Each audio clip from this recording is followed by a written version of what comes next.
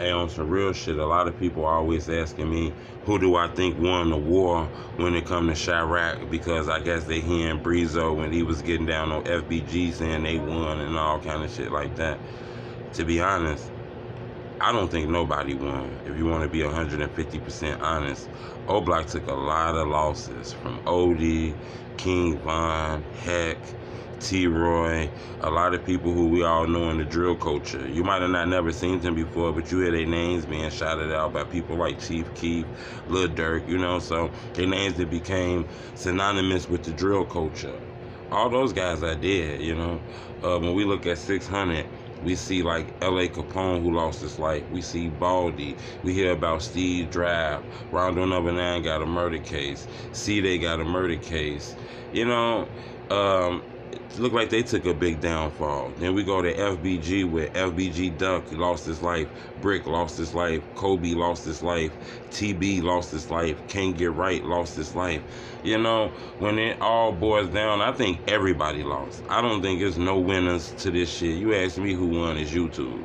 You know, they the ones who monetized off of the violence and got rich and made a lot of hood niggas make money, but you know, they only gave your ass a percentage, so YouTube got really rich off this shit.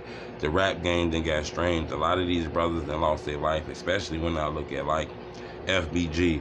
I noticed that they don't really got a lot of big homies. You know, as I look through a lot of the videos, and I noticed in No Block, King Von is the big homie. And that kind of confused me because, you know, when you don't got a guy who's been around maybe 30, 40 years, I'm not sure if a 20-year-old could give you a balanced opinion on shit. They be so quick to be on go. You get what I'm saying? So I'm not sure, but I'm not gonna lie, when I look at FBG, I don't see a lot of people in a group that was older that was able to kind of guide those guys the wrong way, because they clearly was guided the wrong way. You know, when I was interviewing FBG Duck and I was interviewing Brick, I was kind of confused when I found out that they like in the middle of like Steve Drive and then O-Block. These guys are in the middle, so I don't find it surprising that a lot of those guys got killed.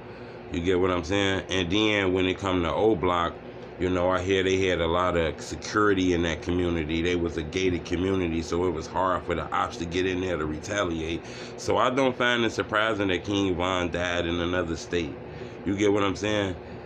Because it was hard to get to these guys in O-Block, but when they was not in that community no more, they was susceptible to anything at any moment like anybody else. You know, sometimes rapping about guns and killing people and gang shit, sometimes that's not going to keep you safe. Sometimes people got to know you about that shit.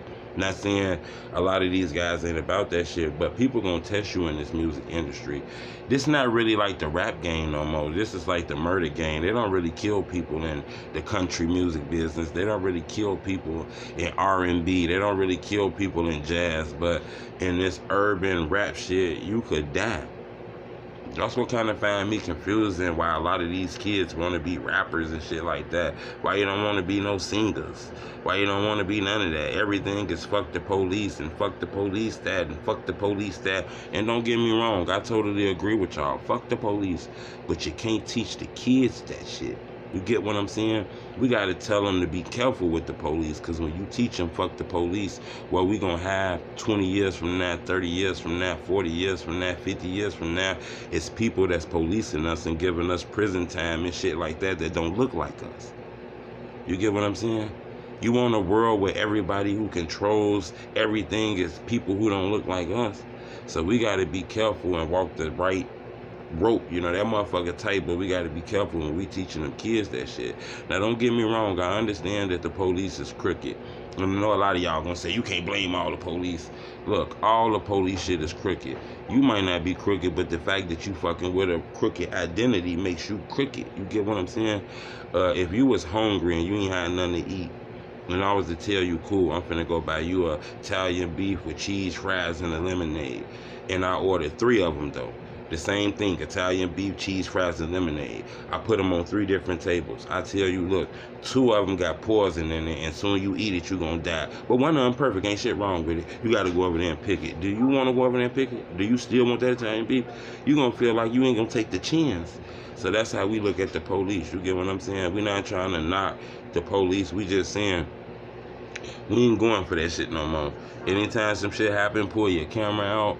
You know, I don't want to go everywhere on this video. I kind of want to stick to the O-Block shit, but I'm just saying it'd be crazy because the rap game will lead you to believe that the real world is still not going on above your eyes.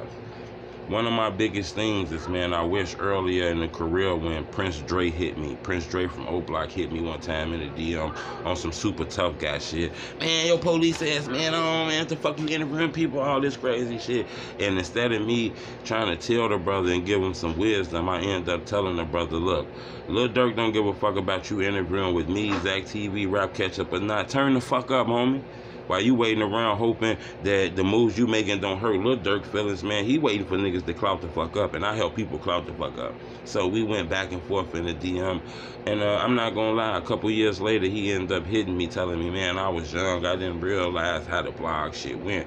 So we got past that, I respect that, but I wish I had a chance to communicate with them brothers earlier in the flick. Maybe I would have had a chance to interview a lot of the old block rappers and maybe get them a little wisdom. You know what I'm saying? Because when I talked to FBG, it was all about bang, bang, shoot 'em up, fuck the ops, all kind of shit. I'm not gonna lie, you know. And the deaths was occurring so much in FBG. I remember I was interviewing TB. We all know TB from Taekwondo World. I was interviewing him, and I ended up asking him, I said, is Poppy there? And he said, yeah, Poppy always here. I said, oh, that's what's up, Poppy there. Let me speak with him. He said, Poppy speaking through me. I say, shit, okay, I want to ask him a few questions. He said, go ahead, Poppy always here, right? Then I got off of that shit. I didn't realize that Poppy was already dead. Somebody murdered him like maybe a few weeks before we did the interview. I didn't know that. So that just lets you know that the deaths was occurring so fast that I asked somebody in the interview about somebody who was already dead. You get what I'm saying? And then I watched the whole 600 shit. You know, they had big homies like E-Day. He was telling people snitch K, all kind of shit like that. But at the same token, he was supporting Rondo number 9, who kind of did some off-the-wall shit. Now, I'm not saying he told on the motherfucker, but he didn't really do the 100% super honorable game member thing. You get what I'm saying? So it's kind of hard to take fights from an OG who acting like Chief Keef. You get what I'm saying? So I just seen the downfall of O-Block, FBG, and 600. I seen the downfall of those guys like 6 years. It just seemed like the violence, the dissing the ops, the smoking each other dead homies was way more important than making a successful rap career and getting on. You get what I'm saying? And that's what kind of threw me off, because people love the violence. They love that murder shit that they hear out of those groups. Think about Chief Keef. He was the biggest artist in the world.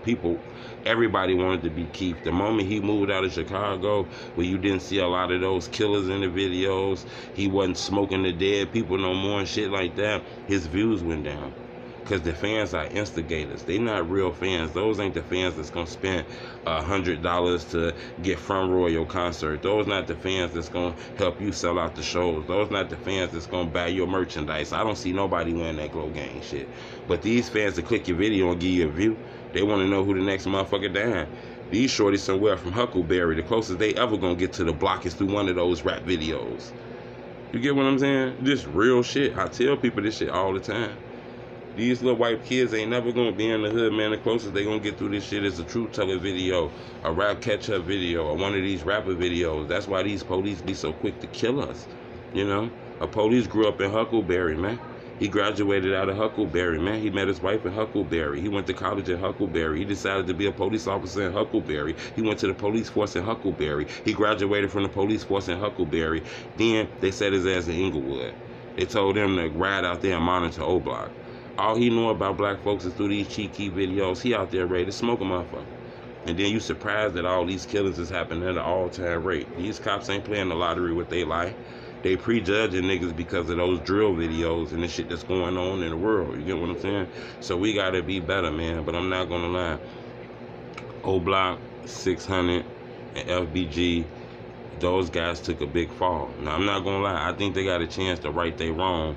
Maybe these crews collide, do music together. I know a lot of people gonna say, I ain't doing no music with no nigga that killed my homie. But look, it ain't been over hundreds of motherfuckers killed, man. The war got to end now, because we gonna get this shit to our kids. You get what I'm saying? A lot of these shorties that's from O-Block that's 10 or 11, they waiting to get 20 to smoke one of the ops. You get what I'm saying? That shit not never gonna end. So, and we can't look for people like Jay-Z to end this Chicago beef. Jay-Z could easily sit down Dirk and sit down Wooski or sit down these crews and sit down these crews and say, let's make millions, but y'all gotta cut this shit out and do this shit the same way Meek Mills did. But you can't talk about it, you gotta be about it. These motherfuckers don't get no fuck, man, because they making a lot of money off this shit. I'm gonna talk about this a little bit later, man. I want y'all to subscribe to my YouTube channel, and I want you to follow me on Instagram at The Truth Teller Show. I'll be posting a lot of shit on my Instagram that I don't post here. So if you support me, click the link in the description. I'm gonna put my Instagram in there. I want everybody who fuck with me to instantly hit the description and go to my Instagram and support me, man. It's the homie Truth.